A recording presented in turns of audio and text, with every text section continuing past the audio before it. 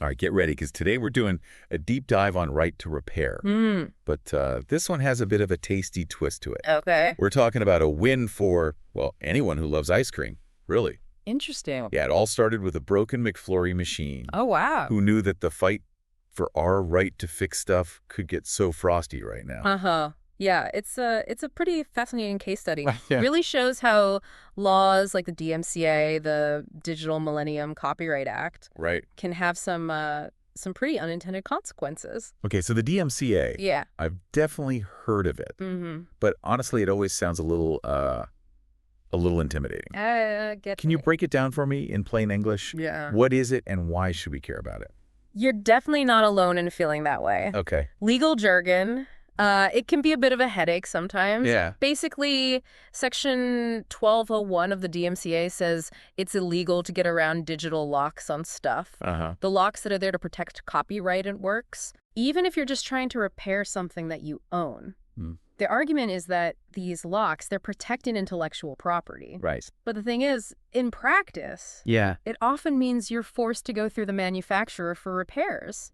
Really? Even for really simple fixes. So even if I know how to fix something myself, I could be breaking the law by doing it. Technically, yeah. That seems kind of backwards, doesn't it? Yeah, it definitely can be. Yeah. And it's had a real impact on businesses and consumers, especially when it comes to those infamous McDonald's ice cream machines. Oh, man, those machines don't even get me started. Uh, Every time I want a McFlurry, they're always out of service. Right. What is the deal with those things? Well, everyone knows they're unreliable. Yeah. But the real problem is that repairing them can be a total nightmare.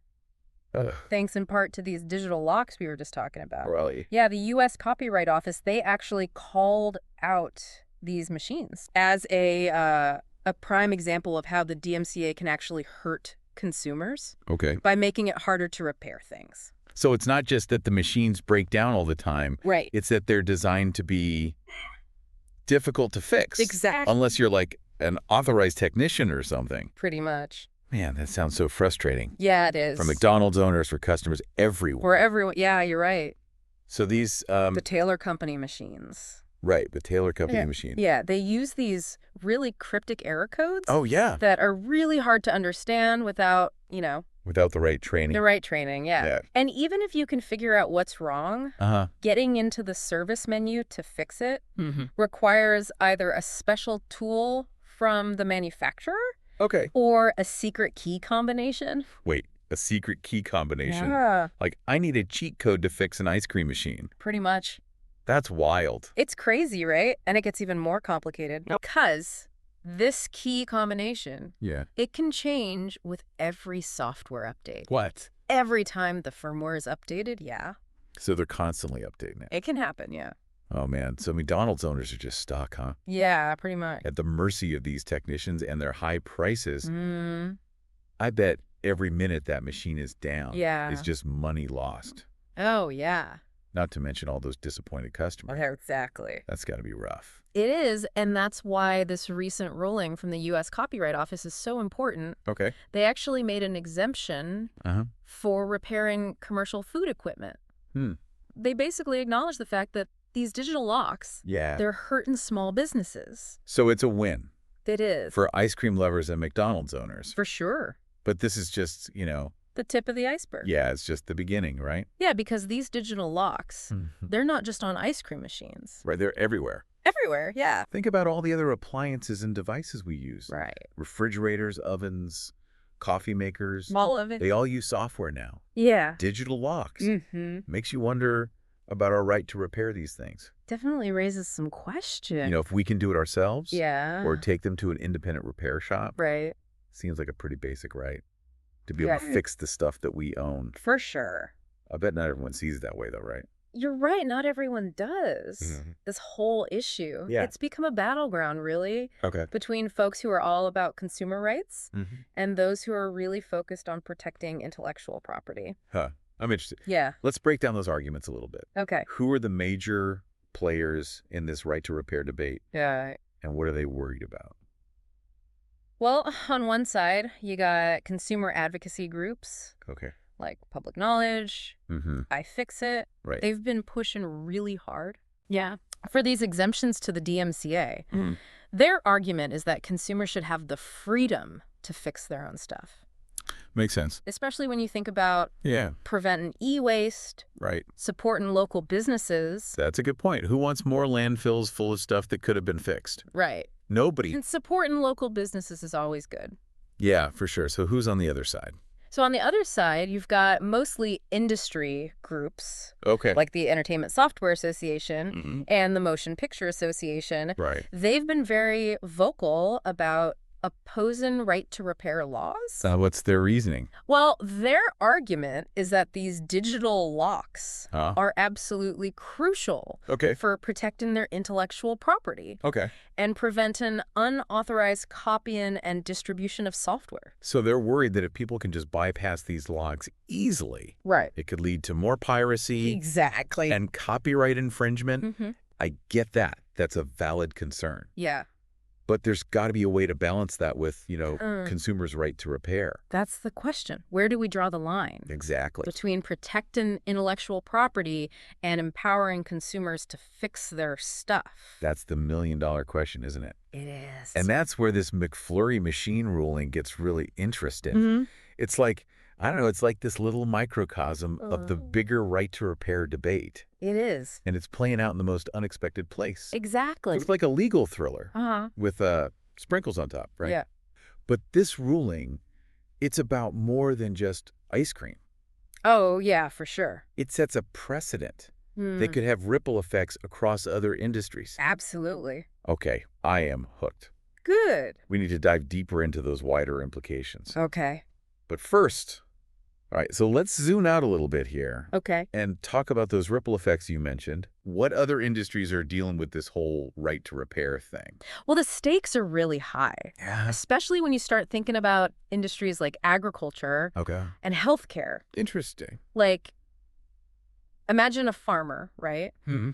Their tractor breaks down in the middle of harvest season. Oh, yeah. And they have to wait weeks for an authorized repair. That's a problem. It could cost them their entire crop, their livelihood. Wow. Yeah, that's a really good example. Yeah. It's easy to see how restricted repair can have some pretty serious consequences. Oh, absolutely. Especially in situations like that. Yeah, and it's the same for medical devices, too. Really? Think about it. Someone who needs a wheelchair or a respirator. Right. Being able to fix those things quickly and affordably. It can be a matter of life or death. Absolutely. Delaying repairs because of software locks or limited access to parts and information. Right. That's just not acceptable. Yeah, it goes way beyond just inconvenience. It does. It's about people's basic needs. Yeah. Their safety. For sure. So where does the government stand on all this? We talked about what the Copyright Office did for food equipment. Right.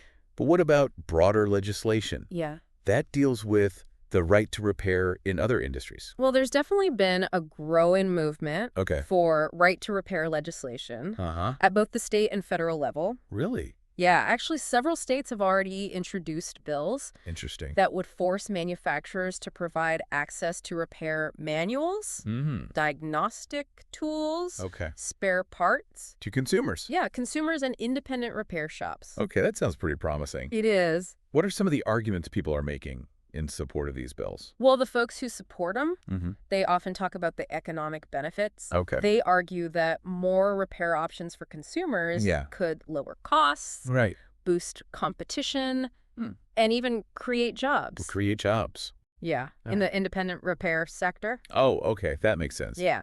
Usually more competition is going to mean better prices for us, the consumers. Exactly. But what about arguments against it? We talked a little about intellectual property stuff. Yeah. But are there other things people are bringing up? Yeah, definitely. Opponents often talk about safety and security.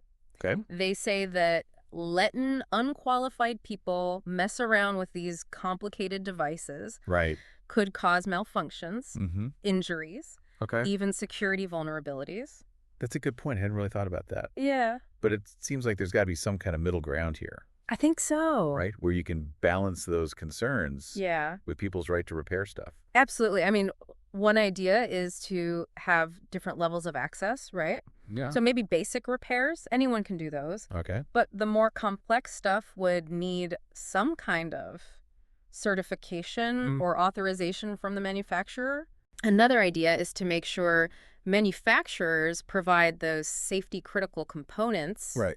to the independent repair shops. So they can do it safely. Exactly. That way they have the resources to do the repairs safely and properly. It sounds like finding that right balance is key. It is. We need consumers to be able to fix their stuff, Mm. but we don't want to compromise safety or Yes. security. Exactly. And that's why these conversations are so important. We need to talk openly and honestly about the good and the bad of right-to-repair laws and try to find solutions that work for everyone. For consumers and manufacturers. Exactly. You know, as you're talking, I keep thinking back to that company, Kitch. Oh, yeah? That was trying to help the McDonald's owners fix their ice cream machines. Right. They were basically doing what right-to-repair folks are fighting for. Yeah, they were.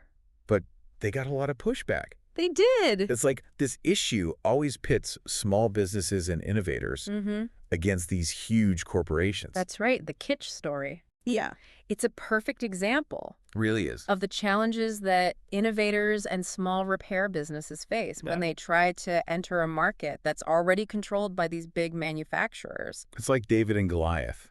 It is. It really makes you think about fair competition. Yeah. And whether companies should be able to use these tactics. Like digital locks. Right. Digital locks and other things. Yeah. To restrict repair and keep a monopoly on the market. It's a big question.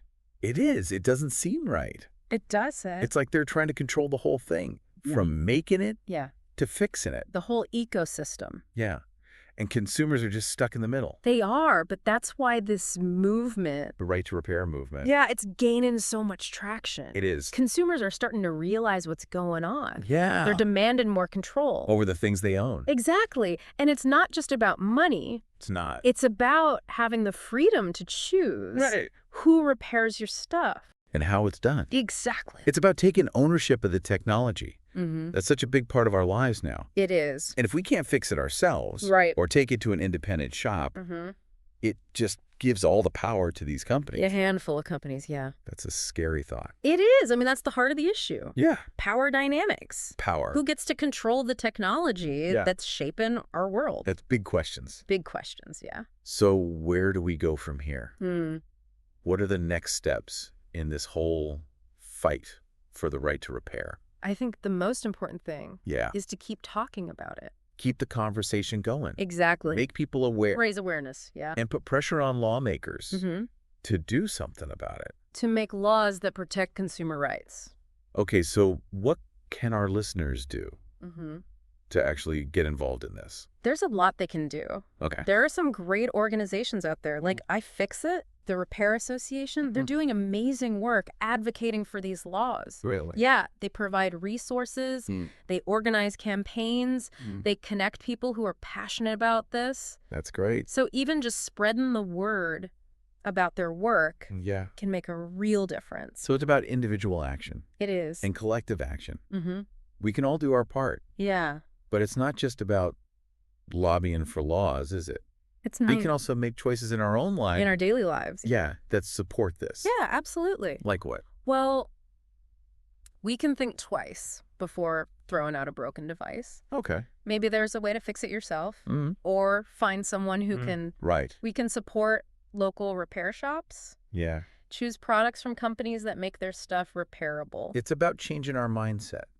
It is. From a throwaway culture to a repair culture. Exactly. It's about saying, hey, I want things that last. Durability, longevity. Yeah, instead of just following trends. Right. It's also about remembering how satisfying it is to fix things ourselves. Remember that feeling? Oh, yeah.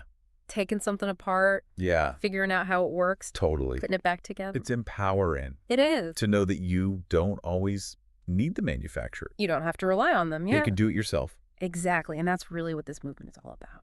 Empowerment. Empowerment, yeah. That's a great word for it. It is. So what do you think the future holds for this whole movement? Do you think we're going to see a big shift towards a more repair-friendly world? It's tough to say for sure. Yeah. But I am optimistic. I think the momentum is building. Yeah.